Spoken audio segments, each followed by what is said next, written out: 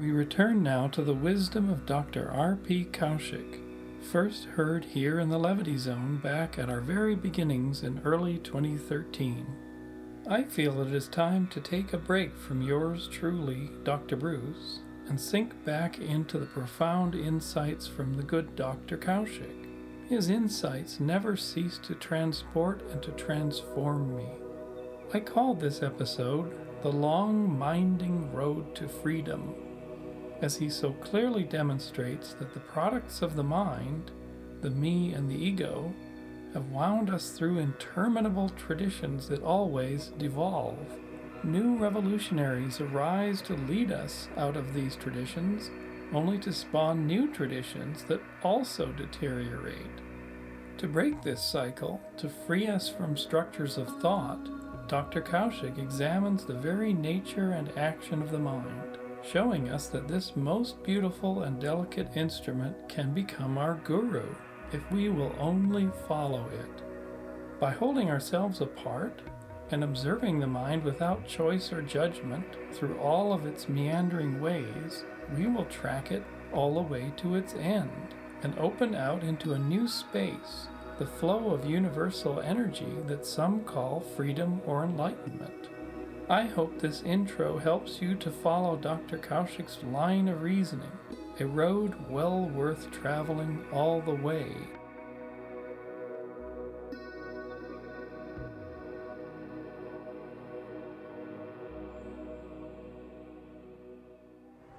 Because there's always a lot of debate and argument going on in the world. Some are traditionalists and some are revolutionaries who want to break up every tradition. And unless you understand what really this tradition is and what this revolution is, you are just going to side with one group or the other without understanding the implication of what you are doing. So, as I was giving an example from the Hindu scriptures, this search for truth, this inquiry into the unknown, how from the pre-Vedic period to the Vedas and then to the Upanishads, this whole search came in the form of a true inquiry.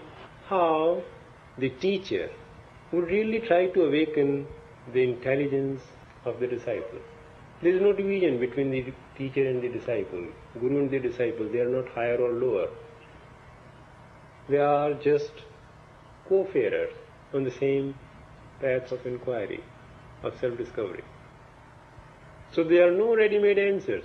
The disciple comes with a question and the teacher just gives him a little direction.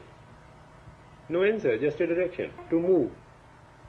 And the disciple moves in the direction and he finds that there is no answer in the direction. And then he comes back after 6 months and the guru gives him again another direction. He moves another direction.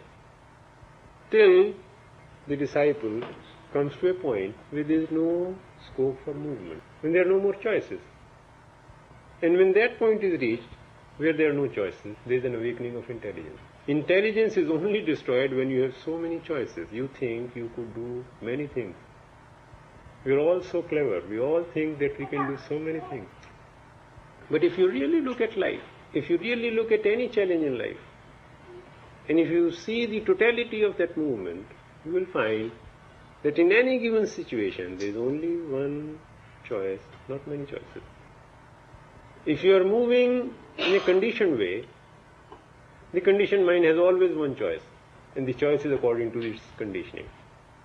But the conditioned mind is always in a state of confusion because it thinks that it could do something other than what it is conditioned to do. So a conditioned mind, when it is totally conditioned, has an illusion of freedom. And therefore, it will think and think of 100 possibilities, but when it comes to doing, it does only one thing, what it is programmed to do, what it is conditioned to do. A man of understanding, when he sees totally every aspect of the challenge, he comes to a point when he sees that there are innumerable choices available to him, and he could really act upon them if he wants. He is not hampered by programming. So he sees many possibilities.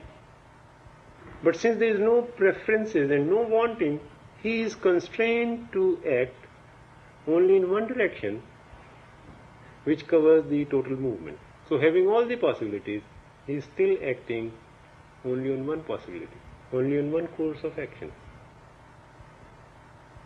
So up to the Upanishadic period, there is a flame of inquiry, there is an intensity of inquiry. Life is not so well organized. People are not busy amassing wealth or other means of enjoyment.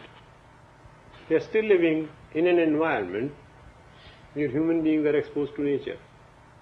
But as civilization progresses and people get busy in the world of matter, divorced from nature, they have very little time for inquiry. Then they find out an authority, a guru who knows everything. And then they rely on that guru who knows everything. So all the problem at that time, in the Puranic periods, in the period of Puranas, the only problem is to find out somebody whom you can trust. Once you can find out somebody whom you can trust, you don't have to inquire anything further. You just ask him what to do and he tells you, and you can do it. Life becomes so simple. Inquiry is a hard work. Following is so easy. So then authority is built up. Guru acquires an authority. Priests acquire an authority. And then ritual becomes important. Inquiry is replaced by ritual. So that's the period when tantric philosophy or tantric yoga came to its height of development. Learning about reality through symbols, through images. And through those images and symbols, trying to expand your consciousness.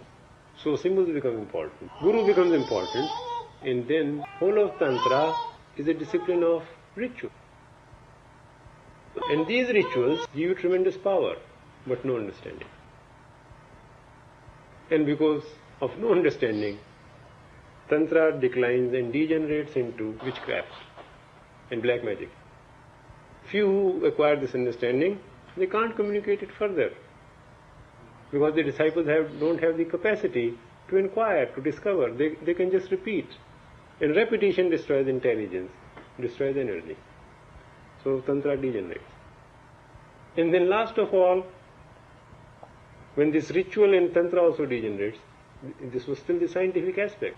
Last of all comes the time of devotion or bhakti. In this 15th and 16th century, India passed through an era of devotion. Hundreds and hundreds of devotees, hundreds and hundreds of saints were born in that period. Kabir, Guru Nanak, Raidas, Meera, many. It is called a period of devotion. Psyche is still simple. It still has faith in some guru, someone. It can trust implicitly. And now, when that era is gone, then people really do not know what to do. Intellect has developed so much.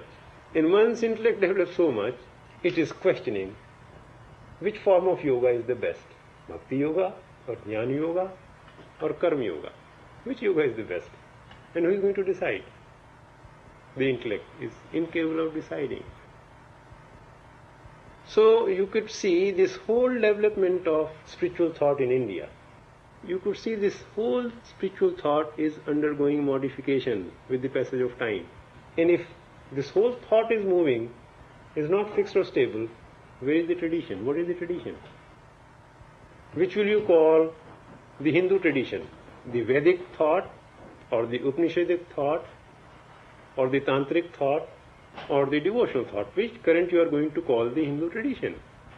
Where is the tradition? And the latest tradition, the latest Hindu tradition is to copy the West and grow rich. Very few people in India today are interested either in Bhakti Yoga or Jnana Yoga or Karma Yoga. They are only interested in money yoga, how to make more money. If you look to the West also, you can find the same thing. Whole of this mythology or religious history, if you like to call it, of the Old Testament is common to the Jews, is common to the Christians, is common to the Muslims. They have the same heritage. In other words, Jewish heritage is the ancient heritage. The tradition is Jewish. But at one point, Christ comes on the scene. And what is Christ teaching? Christ teaches no rituals, no dogmas. They don't lead you anywhere. One man goes to the temple And he's praying there, and he says, "My Lord, I observe all the commandments, and I know all the rules of good conduct. I observe all the observances. Please listen to my prayer." And a moment later, another man walks into the same temple, and he says, "My Lord, I don't know what commandments are. I don't know what Bible is. I don't know how to pray, because nobody has told me. And because I don't know anything, please accept it." And Jesus says, the prayer of the second man is granted, the prayer of the first man is not granted. So all your righteousness, all your observances of commandments and virtues don't carry you far unless you have simplicity of heart. That's the only teaching. And no ritual can bring about the simplicity of heart. At that time, problem for Jesus was that the whole of the Jewish priesthood had become so much involved in ritual, so much ritual involved in dogma, that it had only become a center of exploitation. There was no life in it, and that was his revolt. His revolt against the tradition. Jesus did not want to set up a new religion. He declared that he has come for the Jewish race. But what he saw it's not carrying anybody further. And so he tries to bring about a change. To the Jewish priests, Sabbath is very important. And Jesus says, Sabbath was made for man. Man was not made for Sabbath. You're trying to make everything as if man was to be sacrificed on the altar of scriptures, on the altar of orthodoxy. You want to sacrifice humanity. So he simplifies the whole thing. And he says, very simple thing. What's the way to the kingdom of heaven? And Jesus says, be ye like little children. That's all. That's the only way. But nowhere it is mentioned how to be like little children, small, innocent children. How to be small, innocent children. Nowhere it is mentioned. Because nobody can mention it. There is no way. You have to find out this. And the only way is to find out your cleverness, your crookedness. If you discover what you are doing, change takes place. But there is no way to make people simple and innocent. Every technique, every system is going to make them more complex, more complicated. That's the whole tradition, that's the whole history. Nowhere in the Bible is mentioned where Jesus might have told his disciples, repeat this mantra or repeat this formula, and this will happen. If you want to walk on water, come along. If you have faith, you can walk on water. If you have simplicity of heart, it happens. But if you have conflict inside, if you have fear inside, if you have doubt inside, then you are going to get drowned. So Jesus is only stating certain facts, which he sees, but there is no way to change those facts. But how does the fact change? The fact changes if you look at it. So Jesus tries to bring about an outward revolution in the Jewish tradition. So a Christian tradition is born. You see, out of this freedom, a Christian tradition is born. And the Christian tradition sets up the church and sets up all the ritual and dogma and preaches only Jewish religion in the churches in the name of Christ. There is no religion, only the organized form is transferred. The ritual becomes important. The authority of the priest becomes important. And contact between man and God is lost. The simplicity is no longer in evidence. In the same way, when the Muslim religion is started in the Middle East, Prophet Muhammad also sees the same problem with the Jewish tradition at that time. It has become a sterile dogma, only rituals and no substance in it. So he wants to bring a reform also. He sets up another tradition. But all these reforms, all these so-called revolutions, only become reforms. And every reform degenerates into the same form which you are trying to reform. So every reform which tries to, or every revolution which wants to deny the tradition, fight with the tradition, creates another tradition, which needs another reform or another prophet, another savior. Another revolution is needed. So, as we really do not know what the Hindu tradition is, we do not know what Christian tradition is. If tradition is anything, whether in the Hindu religion, in the East, or in the West, what's the tradition? The whole tradition, the only core of the tradition was one simple truth: find out, discover, and live according to your perception. Live a life of integrity. Don't live in conflict. Sin no more, and you will be whole. So on this core of truth, when you want to organize this core of truth, the truth gets buried deep down into the earth, and all that you have is a big monument which you might call a temple or a church or a mosque or anything. So you're left only with the stones and the buildings. The spirit gets buried deep down in the earth. And then you will need another Messiah, another Savior to come and dig up this earth, demolish these churches, discover this truth. And nobody likes these Messiahs and Saviors. You can worship a Jesus after 2000 years, it's very easy. But when he was there was terrible opposition to his very existence. People crucified him. And I'm sure if you ever find some new Messiah or new Jesus again, people will definitely lynch him. It will be no different. Or if they don't lynch him at least, they'll shut him up in a lunatic asylum. People don't want to hear truth. If they wanted to hear truth, the truth was there. Truth has not been lost. Truth is there in this life, in this world. And there's a very interesting story which Krishnamurti has described when he was thinking of dissolving this order of the star. He wanted to disband this organization. He narrated a story. A story is very beautiful. And he says that devil was walking with his friend. And a man was walking in front of them. And this man picked up something from the ground. And devil's friend asked him, what is it that this man has found? He has found truth. The devil's friend said, my dear friend, if man finds out truth, your days are numbered. How will you rule the world?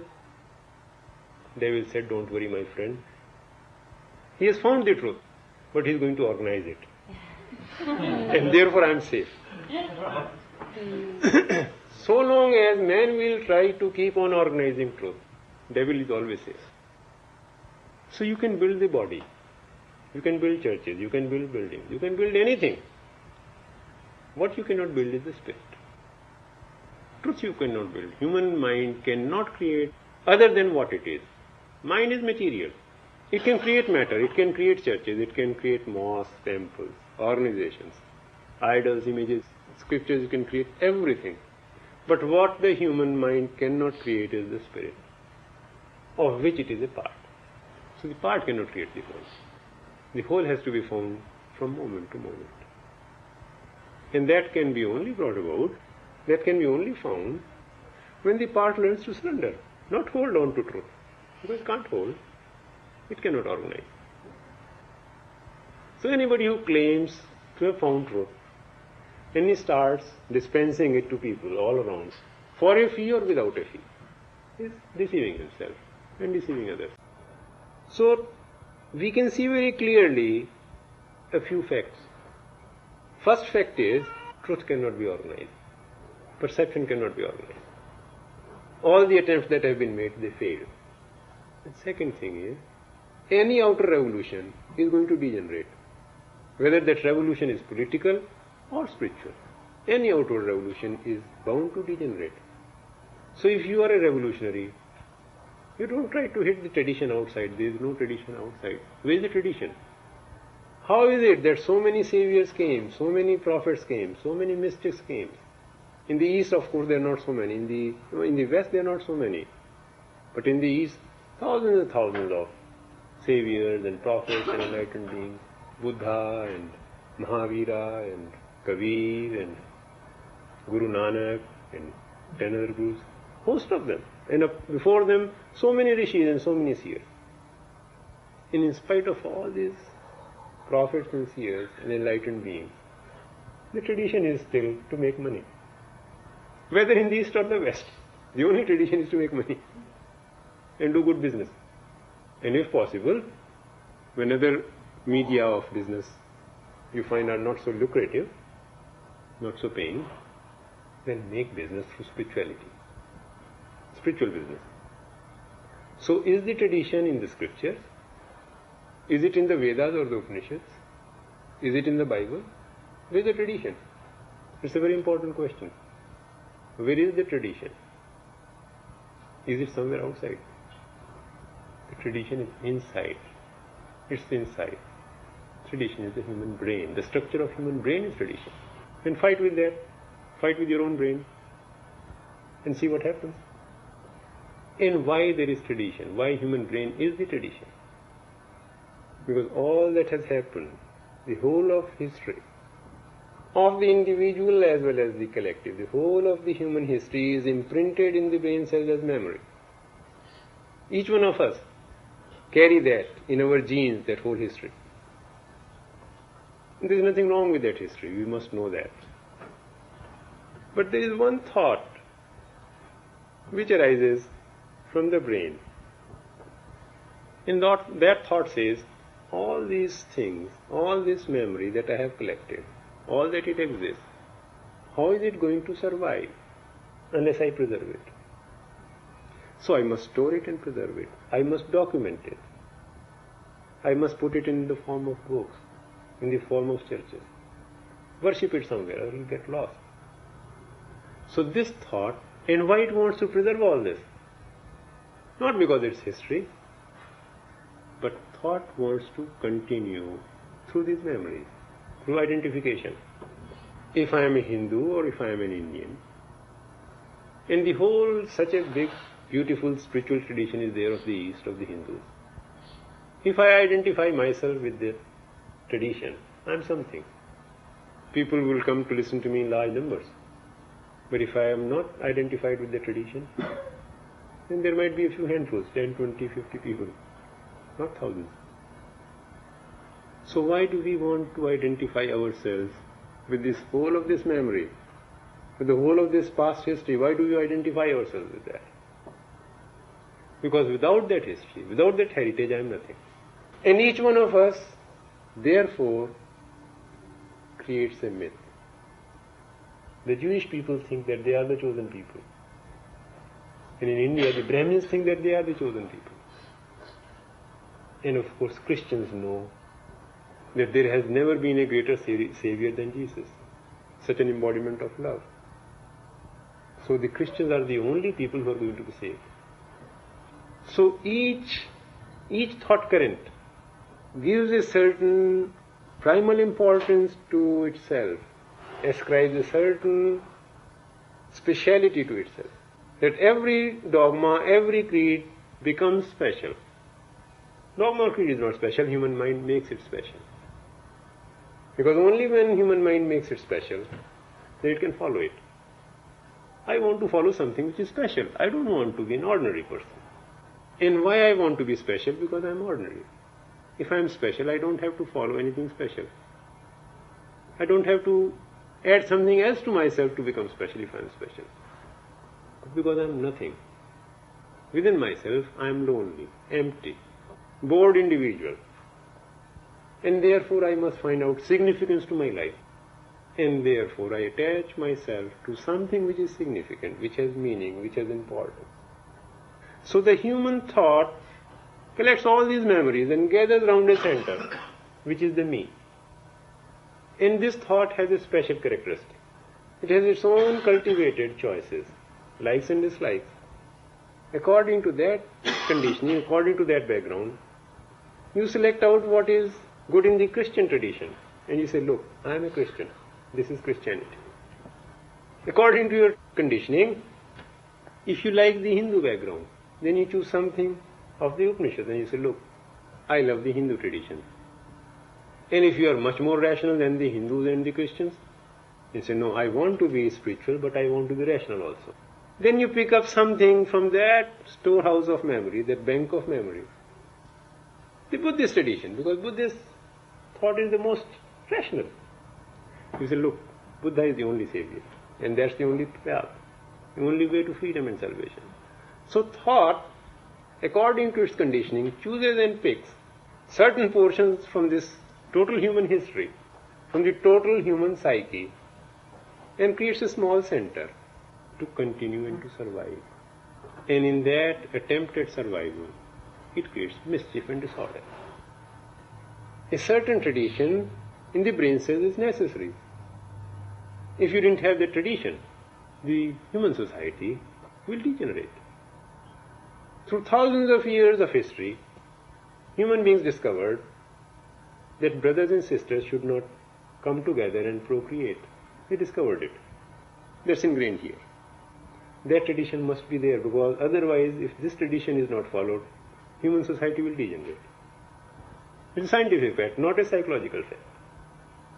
So there are many facts which are necessary for survival. The child, howsoever small it is afraid of darkness. Nobody has told him, but it gets frightened in the dark because you can't find your bearing. You've discovered through evolution that you need light to look and to be aware. There are some animals who enjoy dark. Cat's baby, I think, doesn't get frightened of dark. Bat doesn't get frightened of dark. The human mind has got this fear of darkness. So many parts of those evolutionary movements which are ingrained in the brain cells are necessary for survival. So there is a certain tradition on purely biological or technological level is essential. And that is the function of the brain. And brain is always thinking. The moment a challenge comes, the brain starts thinking. Why it thinks? To point out that there is a challenge. Meet it.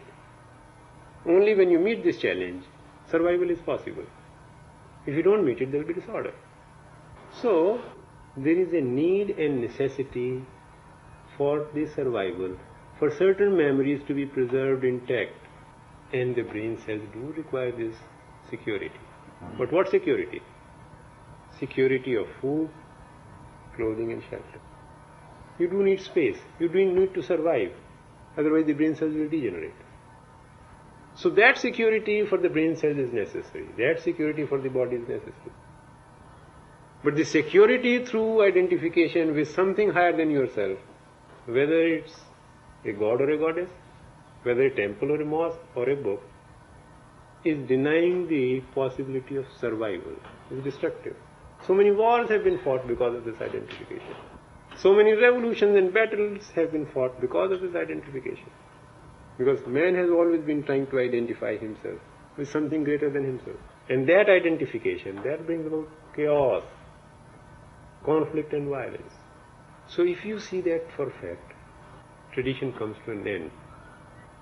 And when tradition comes to an end, you start looking and observing and seeing for yourself what is true, not following anyone.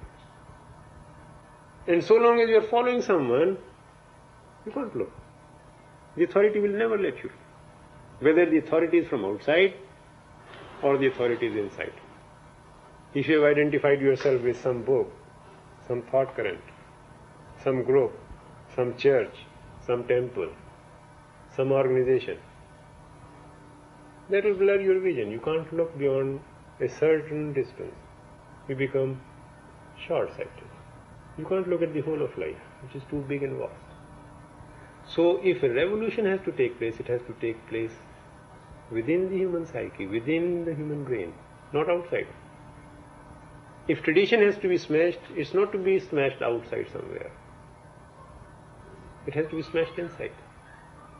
Not through violence, not through technique, just by simple awareness that this whole process of identification is destructive for survival, for no other reason.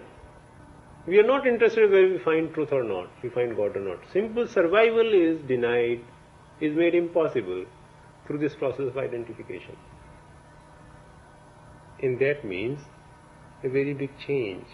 Thought functions on technological level. Memory functions on technological level. But on psychological level, thought comes to an end. If thought is functioning on psychological level and is creating the division between me and you, I and my, you and yours, tradition cannot be ended. The whole tradition which is facing this challenge is the challenge of mine and yours, the division between I and you. Because whole of this tradition is a process of identification, division into groups and nationalities, sects, and a constant battle and a warfare. And if thought comes to an end on the psychological level, fantasies disappear. In your own personal life, romanticism disappears. In your own personal life. And projection of images come to an end outside in the collective. The collective disappears. And then you live a life of sanity. A sane life, rational life. And then you think for yourself. And then act for yourself out of your perception. And when you think for yourself and act out of your perception, then you create a world, then you create a society which is free, Not free according to the Marxists or according to the counterculturists. Not that freedom. In this country, the word freedom is very much abused. This whole notion of freedom has brought to a certain permissiveness. And that permissiveness has not solved the problem. It has only brought about a devitalization of energies. It has only brought about a mediocrity and superficiality. It has not solved any problem. That is not freedom. Freedom is not your capacity to do what you like. That is anarchy. That is disorder. And freedom is to see the implication of what is. Freedom is what you are doing and why you are doing. And in so doing, are you really free, or are you a slave of your unconscious urges? And because you are a slave of your unconscious urges and passions, and because you don't see them, you are blind to them, you think that blindness is freedom.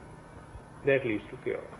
So freedom is a state of total responsibility to whatever you are doing, to whatever you are thinking.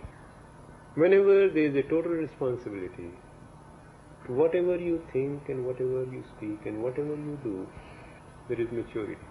And only with that maturity can you solve the problems of human existence. If you don't have that maturity, do whatever you will. Whether you read scriptures, or you chant, or you sing, or you recite mantras, or do hatha yoga, or do any political action, do any social action, do any cultural action, do whatever you will. You will only create disorder. And I don't know if you have really looked at this human brain, and if you have looked at this human body. It's such a sensitive instrument, such a perfect instrument which nature has given us. That a little foreign protein coming from outside and there is sneezing. Little foreign protein, little pollen coming out, there is sneezing. Body wants to throw out everything foreign, everything which is alien to it. It wants to function in total harmony. Introduce the proteins of anybody else and immediately the body rejects it. Think one violent thought, think one destructive thought and see what is the response of the whole body. The whole body goes into a state of convulsion, into a state of tremor. Think something destructive and see your pulse rate, see your respiratory rate. And if you do not see the whole of life, if you want to see only a part of it, a fragment of it, and want to suppress the other part which you don't like, the brain is recording everything that's going on, just like the tape recorder. But once you have cultivated a resistance to life, then you only hear certain parts, you don't hear the whole. You look at only certain parts, you don't look at the whole. And with that partial observation and partial listening, you have disturbing dreams at night. And the mind resolves the conflict which you have created in daytime. And does not rest, does not come to a point of rest unless that conflict is resolved. So the mind doesn't want any foreign thing, and conflict is foreign to the human mind. It's not something inherent in the human mind, it is foreign to the human mind. Human mind wants to function in total harmony. Any conflict, it wants to throw out, resolve it completely. If not in waking state, in sleep. Can you see how extraordinarily sensitive this instrument is? You are dulling it with your drugs, with your coffee, with your smoking, with your cigarettes, alcohol, with your endless pursuit of pleasure. You are dulling it. Wrong food, you are dulling it. But howsoever you may try to dull it, the body has still a remarkable capacity that you can't keep on abusing your body for 20 years or 30 years. It breaks down only after 20, 30 years of abuse. The heart attack doesn't come after wrong food of 10 days or 15 days or 2 years. After 20 years of wrong food, heart breaks down. You can keep on smoking endlessly. It takes 10, 20 years to produce that cancer or emphysema or something which will ultimately kill you. So much of resistance is there in the whole body. So much of reserve power is there in this whole body. That you are inflicting injuries after injuries, abuse after abuse, and it's still surviving. And your brain cells are resisting every effort and conflict, trying to resolve it, and you keep on pushing and pushing more and more conflict. But then it takes time to completely break down. It tries level best to resolve all those conflicts through dreams. And you could see it in every day-to-day life, how perfectly balanced this instrument is. If you take $100 loan from me and you don't return it according to promise, you know what happens? What happens if you take $100 note loan from me and you don't return according to promise? You say you will return it after a month and you don't return it for 1 year. What happens? The mind keeps plaguing you with that thought. And how you resolve it? You can't until you are. Or you are totally dishonest. There's another way also. The mind has evolved a new way. The intellect has evolved another way. And the other way is if you become totally dishonest, then also you resolve it because you become totally dull. I would have given him his $100, but he sent me 10 reminders and he doesn't trust me. And if he doesn't trust me, I'm going to prove that, alright, if you don't trust me, I'm unreliable. Logic comes in. So you use logic to square up the accounts. So if you don't pay me in $100 cash, you pay me by giving me a bad name. You pay me anyway. You have to balance it. Unless you use logic and find out some lacuna, some flaw in the person whom you are not paying, you cannot afford not to pay. And that's the misery of this world. That's the real sorrowful state of this world. If you are doing good to people, people will turn against you. The do-gooders are the most frustrated people. No, that's another matter whether you can really do good to anybody. Because either somebody has to respond with the same level of action, and if one cannot, one must find out some reason, some logic to denounce you. So this is what thought is doing. This is the function of thought. To balance up, to square up accounts. And this is distortion of logic. So if you do not want to come to a total balance through sanity, mind comes to a balance through total insanity. It must come to a balance somewhere. If you cannot come to a balance through total honesty, you have come to a balance through total dishonesty. But mind wants a balance. So can you see such a beautiful instrument with such capacities and potentialities, and how we are using it? So nobody is preaching you morality. Nobody is preaching you spirituality or religion. Life demands it. Your brain demands it. Your mind demands it. Your body demands it. So if you start looking at your body and mind, and to look is to meditate. If you start looking at your thought currents, if you start looking at the movements of the mind, all your emotions, all your feelings, as they arise from moment to moment, your thoughts and feelings, if you are really looking and not trying to distort them, those thoughts and feelings will tell you the way to freedom. So your thought is the Guru. If you could follow and listen to it and see where it is taking you and why it is taking you. If I understood you correctly, you said that the mind is selective. It sees and hears what it wants to hear. And if I'm watching the mind, won't it reveal itself to me only selectively? Mind is not selective. Thought is selective. The me is selective. Mind is recording everything. And so if you start listening to it without resistance, without judgment and criticism, it will reveal to you the whole content. Mind is trying hard to unburden itself, even in dreams. So if you start watching the mind without resistance, without justification, without choices of likes and dislikes, mind will unburden itself completely. And then unburdened mind is a silent mind.